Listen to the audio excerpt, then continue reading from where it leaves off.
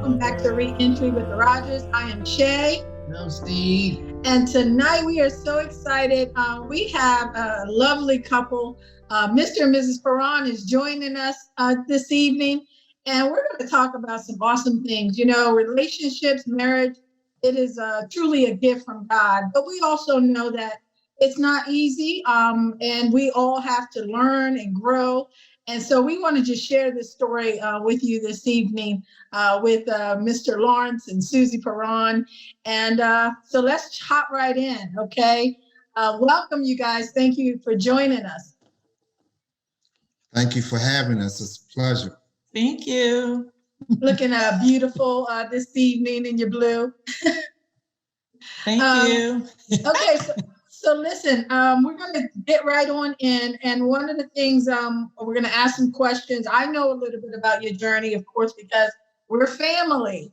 But I want to share with our audience your very unique and blessed story.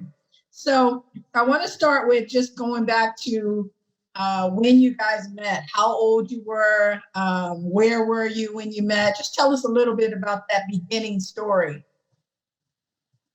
Go right ahead. Okay, first of all, I'm Susie. I am Lawrence's wife. We met, we were both 25 years old. I had two children. One was 5 and one was 6 months old, Damien and Daisha. And he had one child, which was Mickey. She was 18 months old. Okay. And we met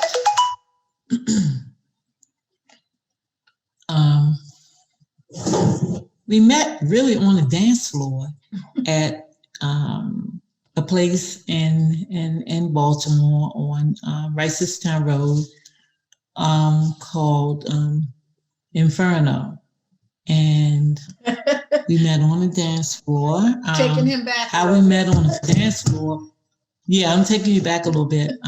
I was going through some things, you know. I had 2 children, and my sister Alice had invited me out the day that I was just trying to inhale and exhale, and she asked me to go out, and I said, no, this is not the time, but she convinced me to go out, and I did, and I went out on the dance floor at Inferno on Park Heights Avenue, and while I was there, I met Lawrence. He was on the floor getting his moves on, huh? He was on the dance floor. He asked me to dance, and I told him no. And I had been going through a whole lot. I told him no, and I went and sat back down, and he came back after a while and came back and asked me again, maybe about 3 times. He really did. And I finally got up and danced with him. We danced and had a wonderful time. And as the evening ended, on my way home, my sister Alice wanted to walk me home. We weren't far. And he asked me for my number, which I didn't give him. And when I looked up and we ended up where I was living, he had followed us there. And the next day, he showed up. Little stalking going on. He showed up. I never gave him my number or anything. He showed up and knocked on my door and da-da-da-da-da-da. Make a long story short, he kept knocking on my door. And he kept knocking on my door to the point where I don't know if I was ready for a relationship, but he just kept coming.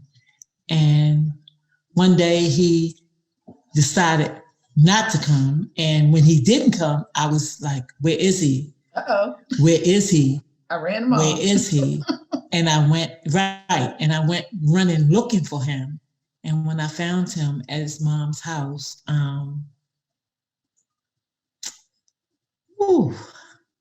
this brings back so many memories. When I found him at his mom's house, he expressed to me how he was feeling and da-da-da-da-da, and he kept coming. We started talking again, he kept coming, and He was a man that I had 2 children, a 6-month-old and a 5-year-old, and he just kept showing up. He kept showing up. He kept coming, and then he started providing and was always there. No matter what, no matter how I looked, he was always there. And till one day it was probably like 9 months later, I decided to, hey, give in, because here's a man that accepted me and with 2 children, and he had 1 daughter, and our life began. And once it began, it was just so overwhelming. I do remember this that I want to share, that I had an Aunt Estelle, and I remember taking him down there, meeting her, and I remember her saying to me before she died, wow, he's a good man. He would push the baby in the stroller, and he was just always there, always there. She said, you're not going to find a better man than that, And I'm sharing that because it's just flashback, just remembering what we went through. And that's how our life began, as far as I'm concerned. He was just always there. Yeah. And so from that point till when you got married, Lawrence, what caused that to happen, for you to get to that point where you're like, okay, I want to marry this woman. I want us to be a family, and, all the kids on both sides come together and becoming a family. How long from that day did it take, and what made that become your decision? Well, I had gotten a decent job, and we had been together for quite a while. Using my last name for the kids was using my, so that we could, when we went to go pick them up from school, it was this name, different, that name, this. We just used the same last name all the way around. Mm-hmm. That way it made it less confusing and less issues. Mm-hmm. And the kids were so young, so it really didn't matter. But as they got older, which wasn't a heartbeat away, I said, well, we changing their names and everything, might as well just go ahead and get married, because I wasn't planning on going anywhere. Like she said, I always was there. So I thought about, as a man, not being raised by a man, and I wanted to know what was the qualifications of it. And it came out to be, through my studies of the word, that it was mostly just facing up to responsibility. Wow. Holding responsibility. So I had a lot of responsibility at 25 years old, and so did she. Wow. Now, when you think about it, like 25, right? You were a family with 3 kids. And when you think about all of that him and I went through, he was always there. He was always there. And we would take our 3 children, and we would do things like, at that time, we did not have a car.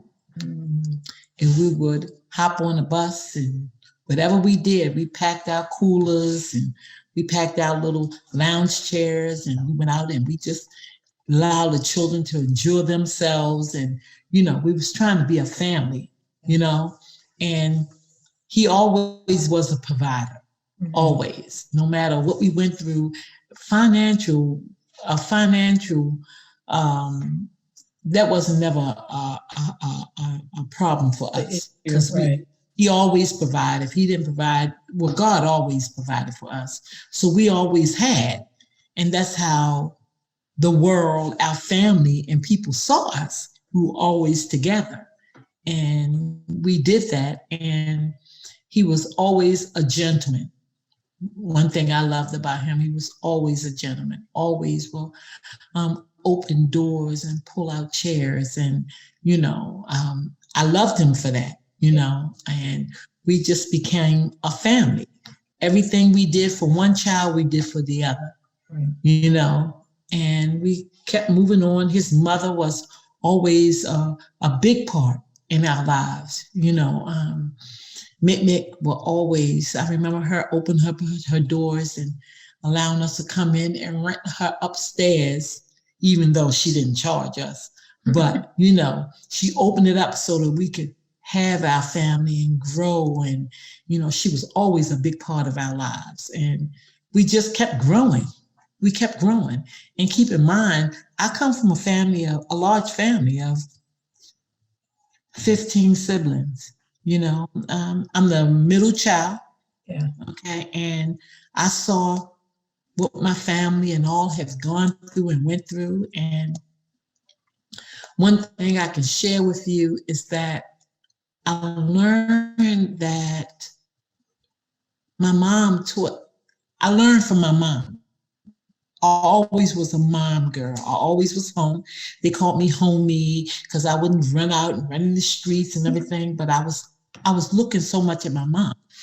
And she was always such a strong woman. And what I saw from her, that no matter what, she provided for her children. Right. And that's what I learned. Mm-hmm. And that's what I thought, okay, life is about, okay, you're married, but your children. Mm-hmm. Mm-hmm. You clean the house, you cook, you provide, and you make sure everything is okay. So that was in my heart. And I'm going to share with you this today that yeah, go ahead. Even moving forward, children look at their parents and look at their life. That's how they learn. They learn from what they see their parents do. And that's what I learned from. Right. That's what I learned from. Let me ask you a question. You were talking about ups and downs, and how long were you guys married how long were you married? We were married about 17, you mean before? Yes. 17 years? Yes. About 17, 18 years. 18 years. Okay. Mm-hmm. So 18 years of married, and even during that time you had a vow renewal, and and you went through things, ups and downs, as couples do. Right. So like I said, there was 10 year. We had a 10-year renewal. After 10 years, we renewed. Your 10-year anniversary, so you had to renew your vows, right? And then another 8 years into the marriage, and we end up getting remarried. We remarried again. Yeah. We remarried. We didn't leave. We had said when we got together, when we got married the first time, we got married in his mother's living room. And we said that in 10 years, we would renew our vows and have a wedding. And we did that. Have a wedding. And in the midst of all of that going on, though, we had a tragic in our family. We lost our son, Damien, and at the same time we lost him, we were planning our wedding. And I was going to ask you about that, just specifically about the challenges during the marriage, and like I said, from that 10-year mark up into that 18-year mark. And go ahead, Stephen was going to ask you a question. I was going to say, why do you think you divorced? Who you asking, me or her? I would say Lauren start. Let's hear a little bit from what you think. She divorced me, so you might want to ask her. You probably want to ask me. I didn't divorce her. Okay. She divorced me. So like I said, he always was a good provider. Mm-hmm. We raised our children in the Word, in the church. That's where we lived. And things started getting rough. Things starting, just start getting rough. And not only just, it was more, a lot of it was children. Mm. And I think what I learned now is that, like I said, from the beginning, it comes from how you were raised. Okay. And with the children, I always knew that no matter what, my mom took care of the children. no matter what was going on. So I learned from what I saw, you know, which wasn't a bad thing. It was a good thing. But you I think people learned lose later. that balance? People lose that balance of learning how to Yes. balance being a wife and being in your marriage and Yes. being Yes. the nurturer to your children and not allowing Yes. that to spill over into your marriage. So is that probably Yes. some of the things that you guys were challenged with? Yeah. Yes. And my mom, I used to go to my mom and I used to cry to her, and she was like, Susie, I already know, excuse me, I'm my mother's child.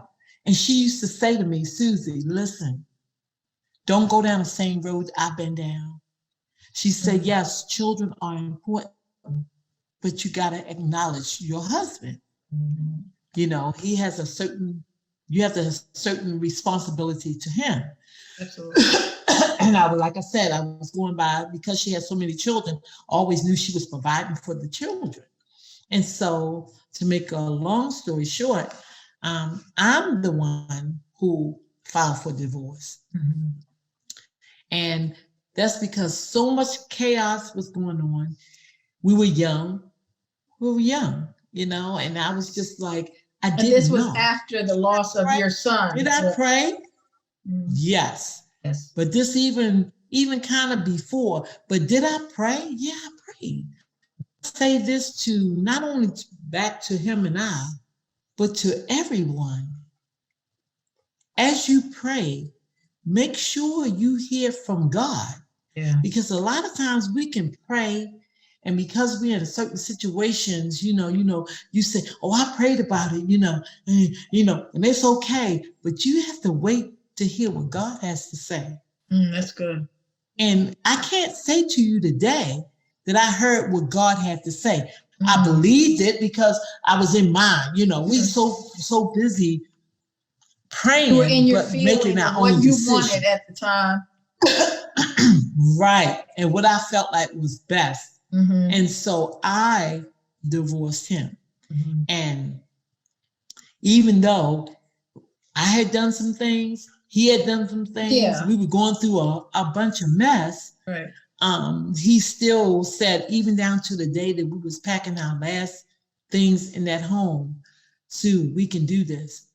Sue, we can do this. Don't do it. Don't do it. And I did it. And I thank God today that I'm able to say, hey, I can admit to my faults. Not that he didn't have his fault. Right. And I didn't have my fault. We all have our part. But so when you talk about divorce, that's why he said, talk to me. Right. You were the driver of the divorce per se. Not necessarily that you didn't both have challenges in the marriage. But yeah. Right. And so how long were you guys separated? We were separated. I mean, how long were you not separated? Were you 15. divorced? Well, first it happened pretty quickly. Once I decided I wanted to divorce him, then we were divorced 15 years. 15 years. And so in those 15 years, I'm a strong woman. God always provided for me and Larry. But in those 15 years, he remarried. I didn't. And I already knew that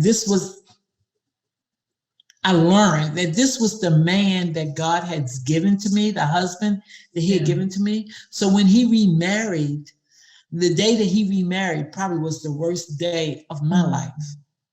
Because I remember that day when I cried from the sun up to sundown.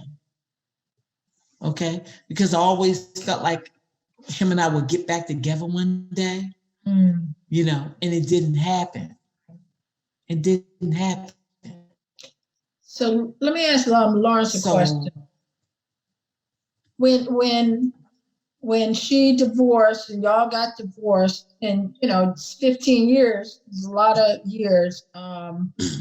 What were you thinking during those years? You remarried, but what were you thinking regarding your wife, Susie? You know, were you thinking about it? Were you thinking it was over? Were you thinking it was a possibility?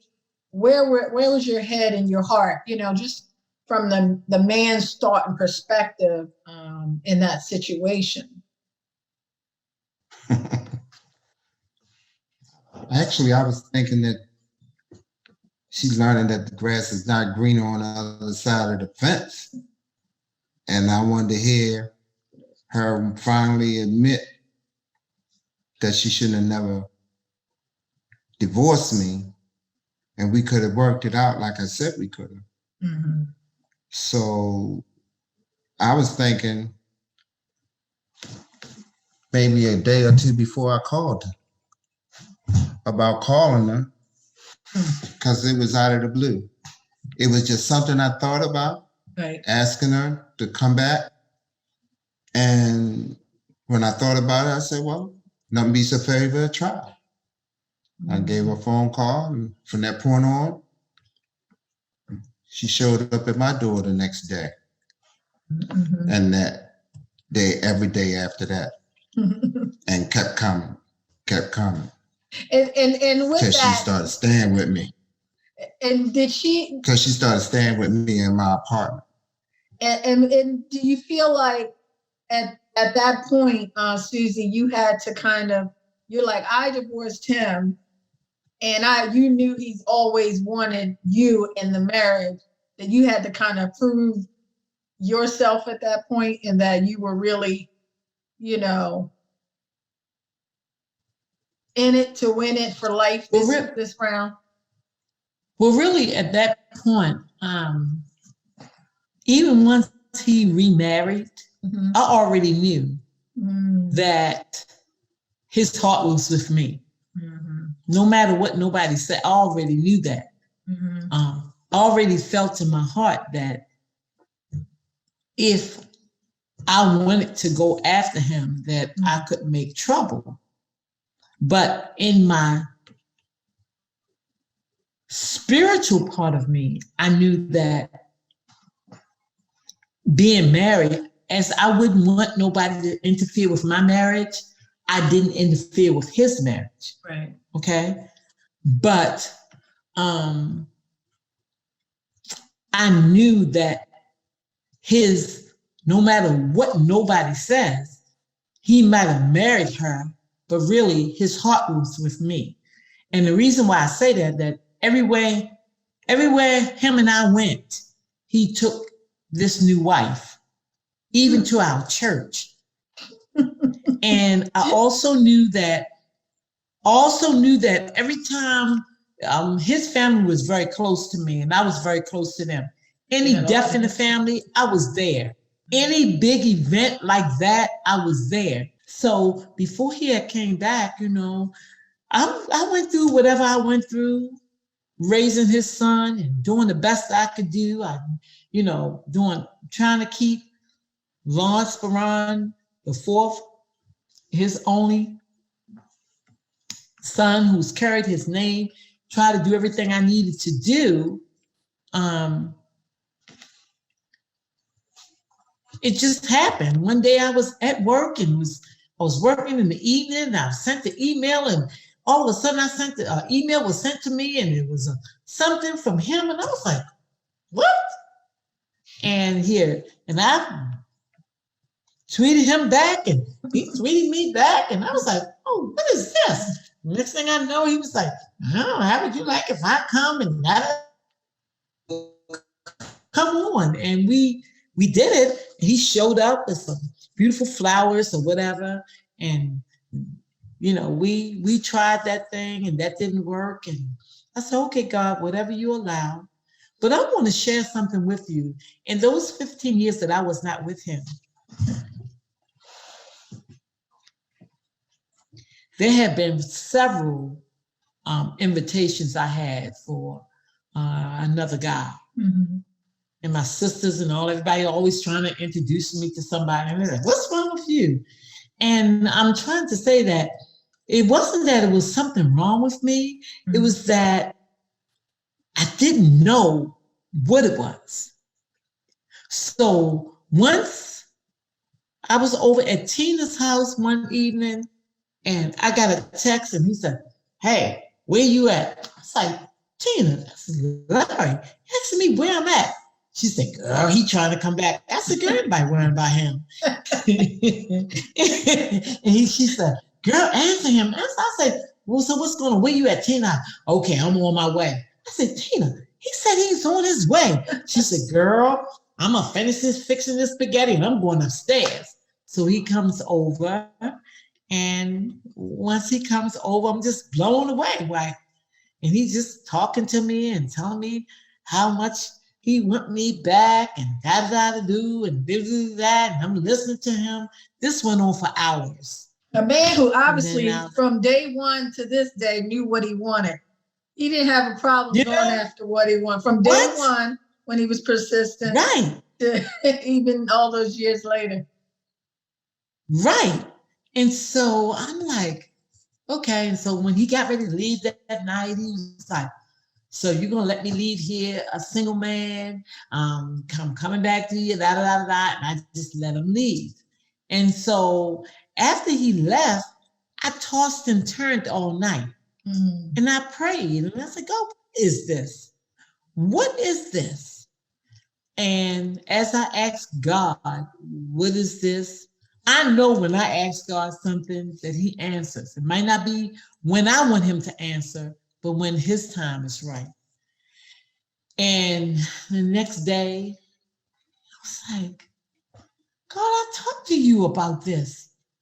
You know, I already knew, you knew when I got ready to divorce him." And this is what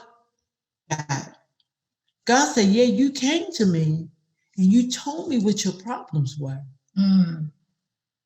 But did you wait on my answer? Or did you make your own answer?" That's a huge statement right there. And so once I felt that and I heard that, I went back to him and I let him know where I was. And that's when our journey started again. And Y'all had to y'all had to learn each other again. You had to, I mean, you had wow. Wow. the core, the Wow. heart, When the I love, tell you, but you're in different phases of your life. You've learned some things, you've gone through some things. You're different woo, people when in I some ways. tell you Yeah. that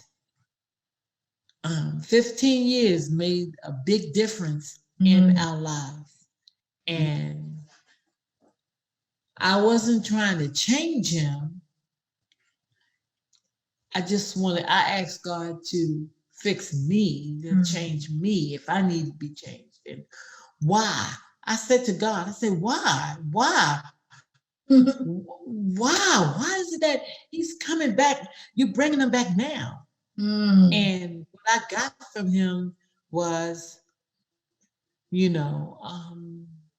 you prayed and you talked to me, but did I give you an answer? Did I tell you to divorce him? Or did you just say, "Okay, I prayed about it, so now, God, And so it's a learning experience. It's a learning experience. Now I know why I wasn't attracted to all these other guys that people were introducing me to, because God said, and I said, God, I would pray to him and cry out to him and say, "I want a husband, God. What's the problem? What's wrong with me?" He said, "I gave you a husband. I gave you a husband. I gave you a husband. I did not tell you to get rid of the husband." That's a powerful, powerful story and statement. And really. Yeah. I mean, and here you guys are. When did you remarry? How long has it been now? So when he came back, and it was a beautiful day. And once I finally went back over there, and it was 2 years ago. 2 years. It was, 2 years ago. And so when I finally went back over to his apartment, and we talked and we cried and we did all we did, and he ended up taking me to Jared, putting a ring on my finger again. Ring on it. Asking me to, you know, and, you know, our lives started all over again. And, you know, it was hurtful because it was some people that was there that no longer been there. I went through a lot of stuff where people said, you sure this is what you want to do? Or you said da da da da da da, and you going back. And I said, you know what? But It's when not God about me. says yes, It's about God. And I said to them, it's not over until God says it's over. And now I know the reason why I wasn't attracted to these other guys, because I couldn't find nobody like him. Yeah. That I like a certain kind of man, a gentleman, a respectful guy, a person that can open up your doors and, you know, pull out your chairs and, you know, acknowledge who you are. And I'm telling you, it's not a lot of them out there. Yeah. And right now, You got a diamond in the I'm rough. happy. What? I'm happy in the Lord that He has given me. He's a God of not a second chance, but He's a God of many chances. Many chances. That's why we call it Many re-entry, chances. because What? God is a He does renewed not God. say how Yeah. many. Come on now.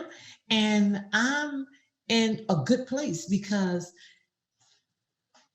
And you I'm guys have now been back so with- blessed. You bought our new home, absolutely beautiful home.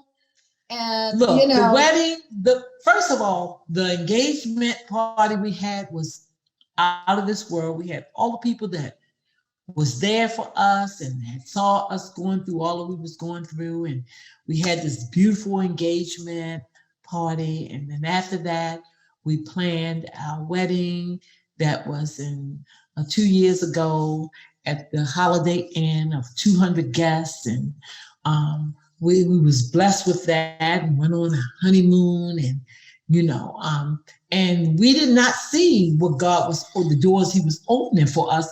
And before we know it, right after we got married, boom, he being military, we looked up, we was eligible for this house that we wanted to buy. And we went out and we found this beautiful home and had it built from the ground. And, you know, this is what God can do. yes. And I learned that going through all that I went through and what I'm going through, that there's going to be haters and spectators and people that's for you and people that's not for you. But you know what? I say to him all the time that, you know, this is our time. Yeah. It ain't over Yes. until God says it's over. He brought our children back together. Mm-hmm. He Reconciliation. brought our love back together. Sure, we go through our ups and downs. That's called life. It's life. It's called life. And if you think you're gonna go through life and not go through what you go through, then it's not real. Yeah. But you gotta trust Him in everything. Yeah. And now I say to him, I was just talking to him before you guys came on. I said, God has brought us here, but God is not a small God. He's a big God. He's a big God. He wants us to pray for big things. He's not a little God. Anybody can give us little things, but He wants to give us miracles and things that other people can't see. That's it. And I'm just trying to say that in all that I've been through, in all that He's been through, I love God more now than I ever loved Him before. Because He is an awesome God. Yeah. And I want to say this to other people that think that it's over. It's not over until God says it's over. Yeah. Yeah. When He says it's over. Right. But right now, you got to believe, trust and believe. And I was going to, that He can do. absolutely. as we're wrapping up and coming to a close, and Lawrence, I want you to kind of close us out with other men who may been in your situation or be in your situation right now where, you know that woman is the woman God has for them. They know that's the woman they're supposed to be with, but maybe they just don't have the tools or the skills or the know-how to wait or work through it. And they just don't know what to do. Like, what would you say to them? What would you say to other men, whether they're young at 20 something or 40 something or 50 something, and they're just trying to figure out how to trust and how to keep their family together and, without losing themselves in the process? What would you say to them? Well, spiritually, I was taught that you always have to put God first. In order to love, you have to know what love is. And God is a perfect example of agape love. Yes, he is. Agape love is spiritually part of your marriage. To love someone when they are unconditional, not lovable. Not lovable, yeah. Yeah. So I would say, once you implement that, first of all, into your train of thought, because right now you're trying to figure out how you're going to make this work, right? So you make that your first idea to implement in your way of figuring out how to do it. And so your foundation. Once you do that, once you do that part, then I would say patience is the next key, to have patience, Yeah. And everything else I'm keeping to myself. I hear you. You ain't got the right bloodline yet. I hear you. I still got a son out there. All right. Now, that's some good stuff. And those are some words of wisdom, and I appreciate just both of you taking the time, opening up, being so transparent, sharing your lives. I pray that it helps someone, and it helps someone to really just rethink. As they often say, don't make a permanent decision in a temporary state of mind, right? And so, we thank you. We thank you again, for just being here with us. And we look forward to the feedback and the lives that we know this will touch. And y'all have a great evening. Again, from Reunited Rogers. Y'all have a great one. Yeah, thank you. Thank you. Good night. Thank you. God bless. God bless.